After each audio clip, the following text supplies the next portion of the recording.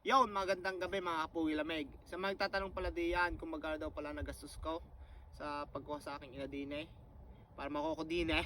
Siyempre nag-apply ako ng visa. Kung magkano ba nagastos ko daw sa visa. Siyempre sasabihin ko na din kung magkano yung ginastos ko din sa plane ticket saka doon sa mga iba pang ginastos ko para makuha ko ang aking ina. Ari pala ako i-share lang pala ng mga kapugi lamig ng based on my experience lang, hindi ako migration agent nag-share lang ako ng experience ko at mga chismis-chismis.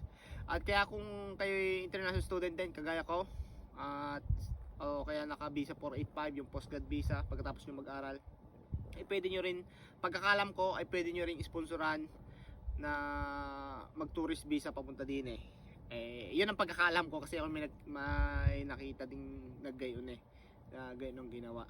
Mga kapugi lamig, ako pala yung nag do it yourself laang kasi ako yung nagtanong sa agency migration services sa Pilipinas kung magkano ang pwedeng ang processing fee nila kung ipaprocess nila yung pag-apply ng visa ng aking ina.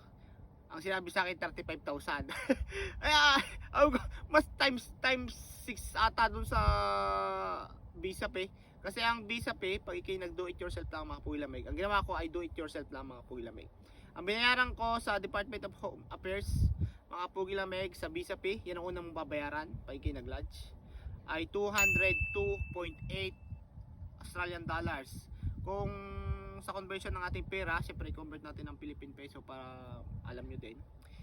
Ang palitan ngayon ay 1 Australian dollar is 40.9 peso. So, ang visa pinabayaran ko in peso ay 8,295. Yun ang una mga pungin lang pag na-lodge nyo.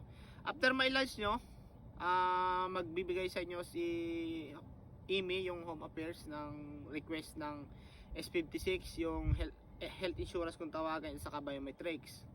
Ayun, di nagpabook ako ng medical at saka biometrics. Ang binayaran ko sa medical ng aking ina ay sa St. Luke's ay 6,144. Pero may naka-discount pa yan kasi senior citizen siya. Kung hindi siya senior citizen, nasa 7,000 plus, mga siguro 7,500 kasi mga ganun binayaran ko nung last 2023, mga 7,000 plus. Yun. Ang biometrics naman ay mura laang, pero medyo nagmahal ata ngayon kasi nung last 2023 ay parang nasa 600 lang at ang binayaran ko. Ang binayaran ng aking ina ay doon mo pala babayaran na rin mga kapugi lamig sa mismong biometrics sa may BFS Makati Global. Yon.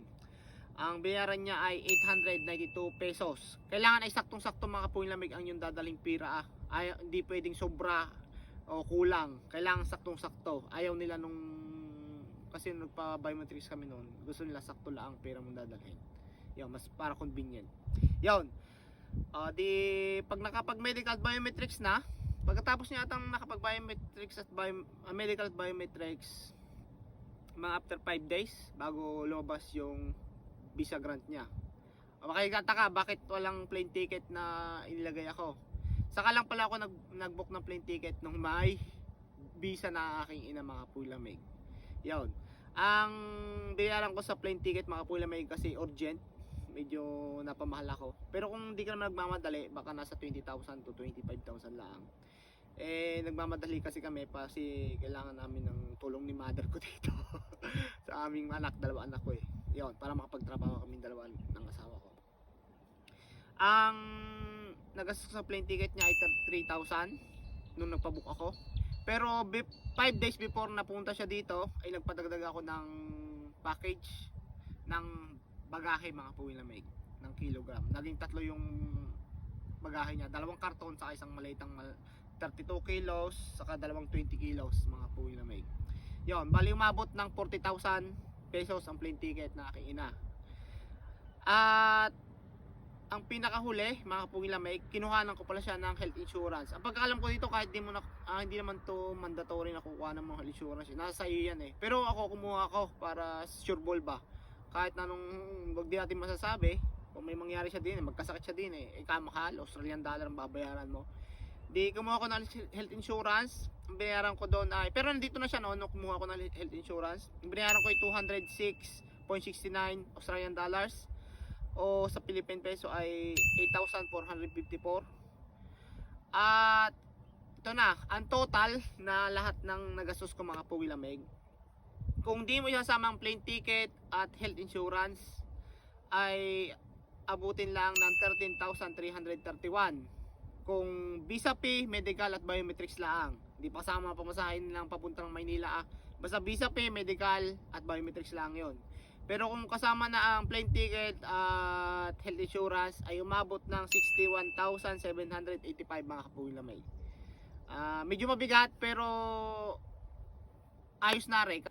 Yun lang mga Kapugi Lamig, sana'y nakatulong ako ng konti, nagka-idea pala kayo kung paano, kung magkano ang magagastos pag ikay i-sponsoran mo ang iyong ina or ama papunta din sa Australia.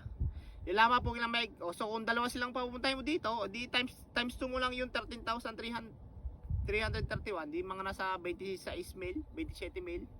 Oo nga, 27 mil yung dalawa. Wala pang plane ticket at insurance. Ang magpapamahal lang talaga mga Pugi Lamig ay pagdating dito ay insurance saka yung plane ticket. Siya lang mga Pugi Lamig. At abangan nyo na sa next video pag ako sipag-sipag.